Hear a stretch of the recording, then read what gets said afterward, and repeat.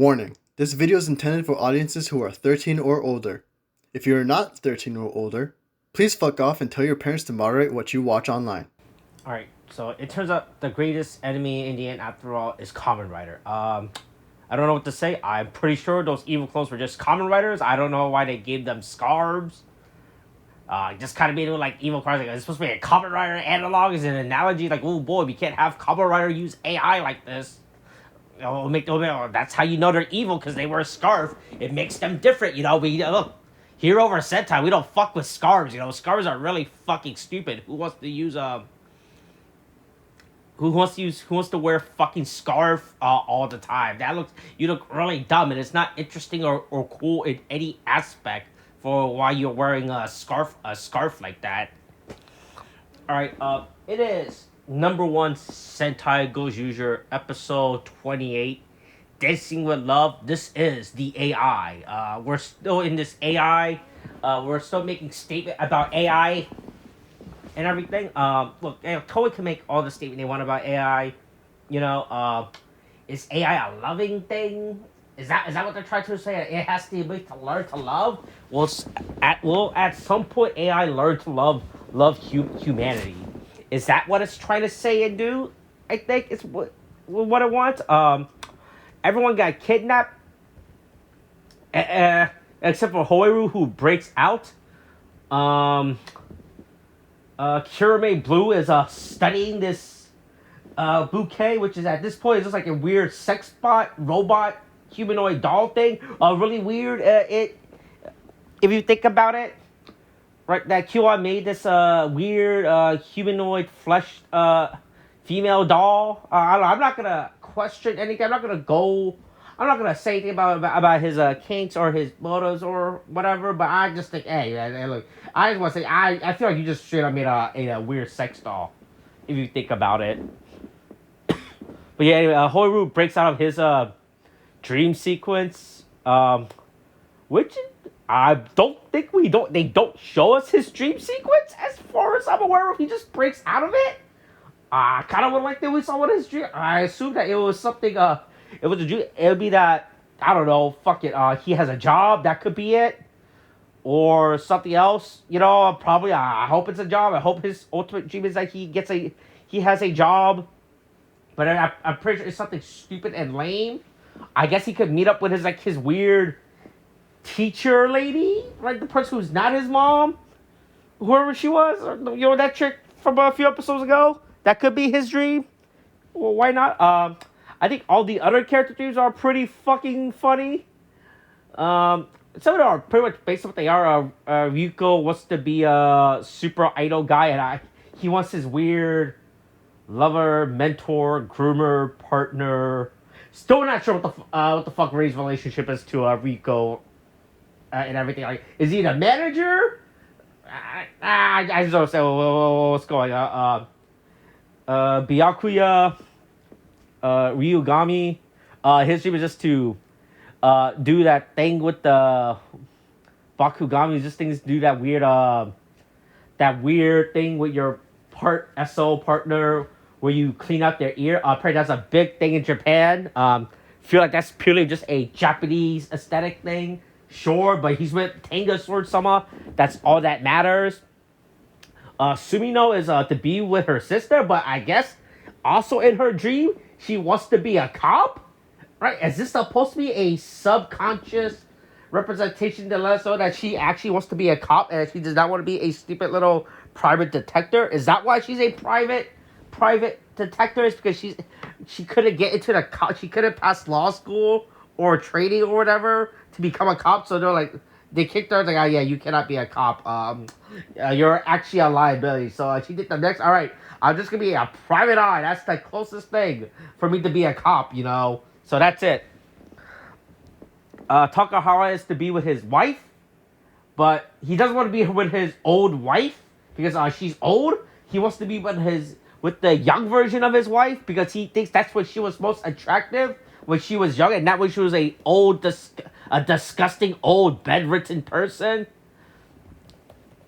That's pretty much it. So the main cast, well, 4 out of 5 ratings are pretty much just knock out this entire episode. Pretty much. Right, this episode also goes by very fast. I did not realize. I thought this episode was over until it was actually. I realized this episode paces itself very fast with what was going on. Honestly, if you think about it.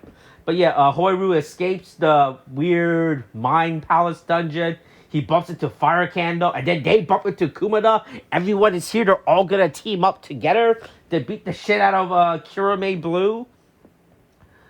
And then they fight. Like I said, they fight the evil Sentai Kamen Rider robot version of them. All they did was give us. This is the part where I realized that I really wish Fire Kano still had the Shinkenja ring. He then could have transferred to Shinken Red because if you think about it, he's just straight up fighting with his stupid little staff while the others are fighting. While Kumada and Hoiru are fighting as Ranger form. Now that I think about it, since ever since he started, he has to stab with the weapon. I don't know why he used Shinken Red. Could have just been Rio Ranger. Probably make more sense if they made him Rio Ranger instead, if you think about it. Right. It would have been less, because he already has the staff, like, might as well go in tandem with it, you know? Yeah, but anyway, yeah.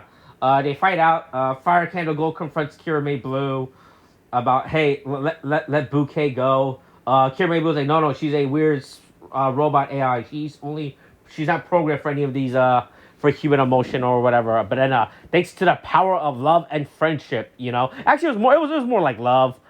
It wasn't really fire. I think she was straight ready to murder Fire Candle. If you look at this, like she was ready to pull that trigger. Also, but I found out this episode that Bouquet has like weird knives weapon. She also has this thing as well. Have we? I don't think we ever seen this before. So I think we might have seen it on the robot. But I don't think we ever seen her in her little like on the ground fight. But I think the robot, her big personalized Megazord robot has it. But I don't think we ever seen it. But she also had like the weird knife things. Like, oh, she has these too. Okay, I thought she just had guns. But hey, good to know. Hey, look. Always have multiple skill sets for that reason. But yeah, it wasn't through the power of friendship that frees Bouquet from her trance, hypnosis, reprogramming. It was the power of love. You don't understand. It's the power of love and everything. But yeah, they beat the shit out of Kirame Blue. Bouquet and Fire Candle are just like, all right, this is no longer our problem, so they just fucked right off. But like, should we go after him? Like, no, I did my job. I just needed to get you. Fuck this place. Might as well just destroy the base here. Yeah, you know, might as well blow up all these stupid little AI computers and everything. Yeah, but yeah, so they just fucked off for a little bit. They're like, they don't pretty much get involved with this fight until he gets into the Megazord, and then Bouquet has to get into her Megazord, and then just Bouquet, and then Bouquet has to fight him in her Megazord against his Megazord, and yeah, they just beat the shit out of she just beat the shit out of Kirame Blue, beat the shit out of Kirame Blue. But beat the shit out of Kirame Blue, and then that's pretty much it. Oh yeah, also Kamen shows up with the Goody Birds to help out the fight. Yeah, not really his fight. He's just there for support, you know. If you think about it, it is really Bouquet's fight. But yeah, the day is saved. Kirame Blue gets fired by Q-on, and then and that's pretty much it. Overall, hey, I think this was a fun episode. The fact that I like how we are spending more time devoted to Bouquet and Fire Candle than the main cast is funny as fuck. I think this is the fact that I think we have had more episodes dedicated to Bouquet and Fire Candle than to Bakugami is hilarious. But no, the record might be broken, you know, because according to the preview, he might get a next episode preview, But yeah, that's pretty much this episode. Bouquet is now friends with Goju Polar now, or something. Oh, but he's not, or they might not actually be friends. But who the fuck knows? All right, I think that's it for this episode. Like I said, fun episode. Fun episode. Everyone's dream is kind of really weird, right? Even though we kind of right. I guess there's a difference between a dream and a wish. But it's still the same, because Sumio's wish was just to find out her sister. And then her dream was she's with her sister. So I'm not sure if her dream is actually to be with her sister, or the fact that she just wants to be a cop. Takahara just wants to be young again, and it's fucking insane. You know, right? I like the fact that his dream wife really calls him out on that shit. Really good.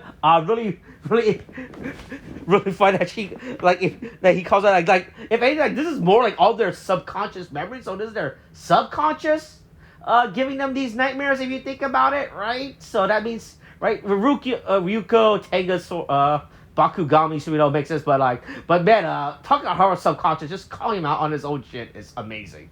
All right, I think that's it for this week's episode. Okay, thanks. Bye.